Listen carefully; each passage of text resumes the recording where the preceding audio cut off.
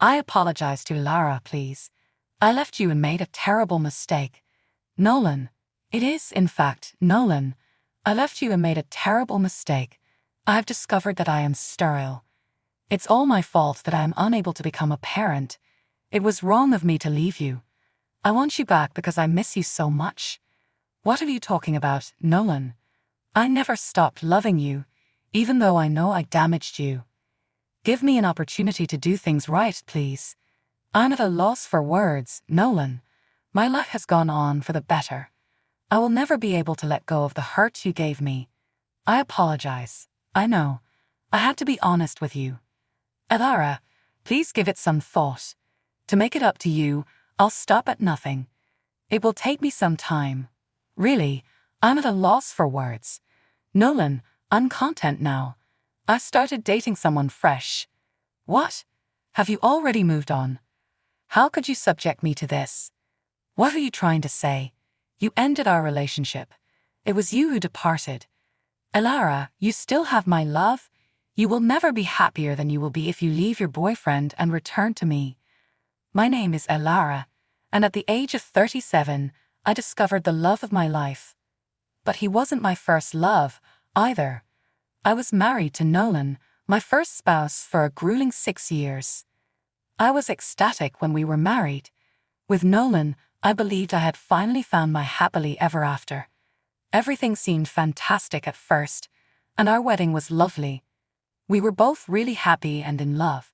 Together, we took trips, discovered new locations, and created priceless experiences.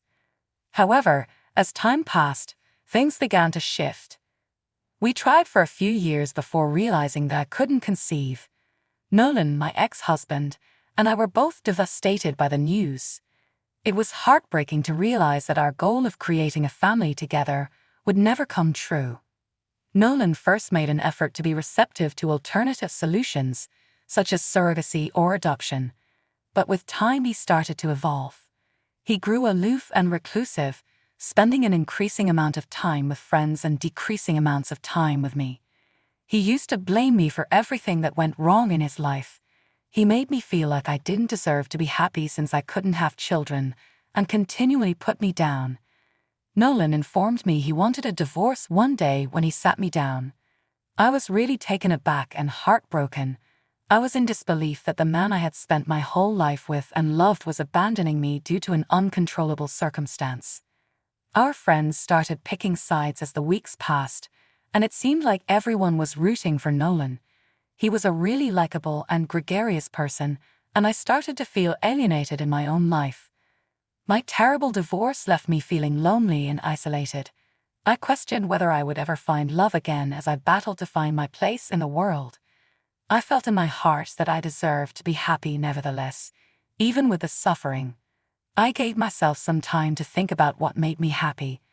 I joined a yoga class, began a new job, and got in touch with some old acquaintances from my youth. I gradually began to regain my self-assurance and joyful aura. It seemed as though the cosmos intended to honor my advancement with something significant and enduring. I had a new acquaintance one day. Elias was his name, and he was a good-natured, understanding man. When we started dating, I thought I would finally be able to move over the hurt of my divorce and go on. Naturally, at first I was afraid and apprehensive. My last marriage had ended in divorce and heartache. After all, Elias, though, was unique. I felt like we clicked right away when we first met. He never passed judgment on me, listened to me, and acknowledged my worries and vulnerabilities. He was friendly and patient, and I felt secure being around him. I came to see Elias as the love of my life as our relationship became closer and closer. He encouraged me, pushed me, and made me laugh in ways I never would have imagined. We were talking about getting married before I realized it. I was thrilled, but I was also a little nervous. What if the past happened again? What if I was unable to provide Elias with his ideal family? Elias, nevertheless, reassured me that he loved me just as I was. We decided to go slowly as a result. Before adopting a kid, we moved in together and began making plans to get married when we were ready. Everything was flawless. Up until the day the phone rang and I was sitting by myself in the living room. The number that appeared on the screen shocked me. Though I had made an effort to erase him from my mind, fragments of him remained. It was Nolan's number. I knew that. It had been a couple years since we last spoke. Hello. I apologize to you, Lara, please. I left you and made a terrible mistake. I was taken aback to the point where I initially didn't know what he was saying. I could only whisper his name in my belly. Nolan. It is, in fact, Nolan. I left you and made a terrible mistake. I have discovered that I am sterile. It's all my fault that I am unable to become a parent. It was wrong of me to leave you. I want you back because I miss you so much. What are you talking about, Nolan? I never stopped loving you, even though I know I damaged you. Give me an opportunity to do things right, please. I'm at a loss for words, Nolan. My life has gone on for the better. I'll never be able to let go of the suffering you gave me. I apologize. I know. I had to be honest with you. Elara, please give it some thought. To make it up to you, I'll stop at nothing. It will take me some time. Really, I'm at a loss for words. Nolan, I'm content right now. I started dating someone fresh. What? You've already moved on. How could you subject me to this? What are you trying to say? You ended our relationship. It was you who departed. Oh, Elara, pay attention. You are still loved by me. You will be happiest you've ever been if you leave your boyfriend and return to me. Nolan, please. I expressed what I needed to. Kindly continue living your life. I have to end the call immediately. Apologies. I was feeling rather conflicted during that talk. I thought I was on an emotional roller coaster since there were so many different emotions there. I had a part of me that still cared for Nolan and thought we could work things out. But I knew I couldn't go back to him when I considered all the times he had made me feel inadequate as a woman and made me feel denigrated. Throughout it all, Elias was there to encourage and motivate me to do what was best for me. I made up my mind to stick with Elias, and I told Nolan exactly what I had decided. I believed that I conducted the talk as effectively as I could have given my emotional state. When I decided to go on with my life, Nolan reacted with sadness. I had made up my mind, but it felt like he had always thought that we might make amends and start again. I was unable to return to a life in which I felt as like I had to tread carefully all the time in an effort to win over someone who didn't respect me for who I was. Even though I was determined not to hurt Nolan, there were moments when I regretted what I had done. He made many attempts to get in touch with me, but I thought it would be best for us both if we kept our distance. Even though it hurt to see him struggle with a split, I had to prioritize taking care of myself. I tried not to run into him, but every now and then we happened to cross paths in town. I hadn't seen him previously because he had moved to a distant place following our divorce. But now that I was seeing him so frequently, I thought maybe he had moved back. I could see the anguish and destruction in his eyes every time. However, it was already too late. I had moved on and was happy in a different relationship. I was alone at home one day when I heard the doorbell ring. I felt attentive right away for some reason, like my intuition was trying to tell me something. I went ahead and opened the door in spite of those sentiments, and to my utter amazement, he was standing there. Nolan was the one. Upon observing Nolan up close for the first time in a long time, I couldn't help but be struck by how dramatically he had changed. He had gained a few pounds and his previously black, thick hair was now graying at the temples. It was astounding to me how much a person could change in a short period of time. Although I appeared more vibrant than ever, it appeared that our divorce had not been well received by him. He began to talk, and his voice sounded older and richer, as though he had been smoking. Though I had some pity for him, I had to maintain my composure. Hello, Elara. How are you doing? All right, good. How were you aware of my address? Remember that we have a lot of friends in common. I no longer communicate with any of them. Well, that's unfortunate. They still give you thought. To be honest, I don't think so. Nolan, please hear why you're here. You are aware that I share a home with someone. I'm aware. I'm only here to make amends. being friends with you would be good. Sorry, but I'm unable to complete that. Come on, Elara, are you not ready to move on from the past? Nolan, please go on. I'm ecstatic right now. Farewell. He stretched out and stopped the door just as I was about to close it in front of him. My heart began racing as a result of my surprise. I knew the man I knew when I saw Nolan's face again, that conceited, irrational expression that would always stick in my memory. I sensed that I was in peril. I want to show you something. Please allow me inside. Nolan, no.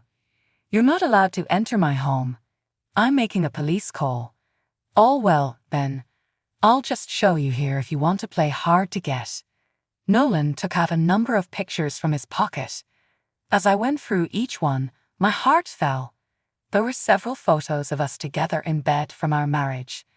I was still in disbelief when Nolan continued. You know, I could give them to other people, like your new sweetheart. You can, however, find a means to make it up to me.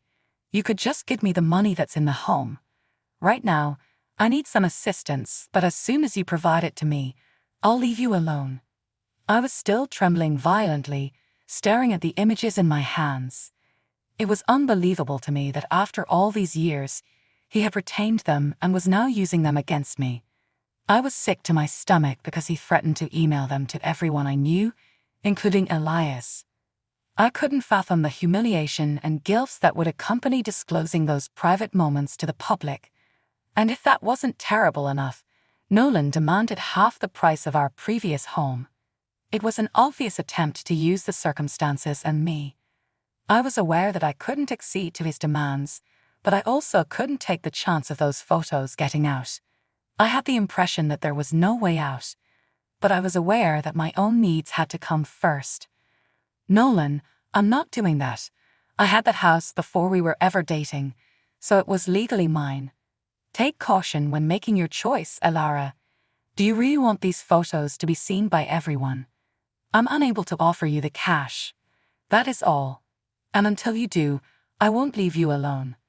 I was shocked when Nolan turned around and walked away after that. The thought of the guy I once loved, who abandoned me just when I needed him most, appearing in front of my door to demand money was too much for me to process. Nolan was not just an awful spouse, but also an awful person. It was definitely time for me to accept him for who he truly was. Following my interaction with Nolan, I felt really exposed and disturbed. I couldn't get rid of the deep sense of dread I was experiencing as a result of the idea of those photos being made public. The adoption facility where Elias and I were being considered for adoption called the next day, just when I thought things couldn't get much worse.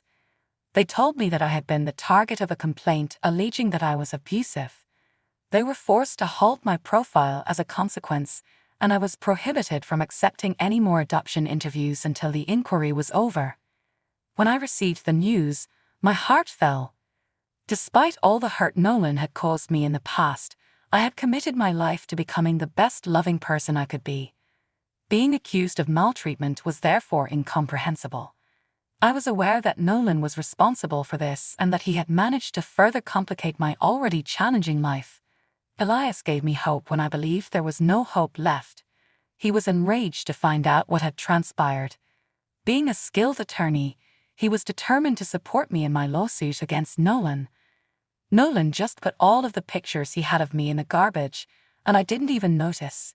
Even though it was rather difficult for me to tell him anything, he supported me the entire time. I was able to withstand what was ahead because of him. Nolan began messaging me a few days later, pleading with me to fulfill his demands. He even went so far as to call me names and denigrate me, threatening to put the photographs online if I said no once more. I briefly sensed myself giving in. It was too much to bear to worry about those photos being revealed.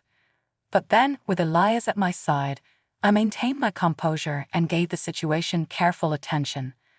I understood that Nolan was only pleading with me to return because he was destitute and in need of someone to provide for him financially. He was just interested in what he could get out of me, not about me or our history together. I inhaled deeply and summoned the last of my remaining bravery.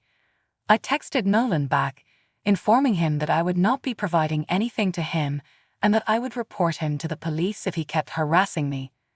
I also highlighted how much he would have to pay in a lawsuit if he uploaded the photos online. He would lose the lawsuit, and they would have hard evidence that supported my assertions. As I anticipated, he withdrew for a few days.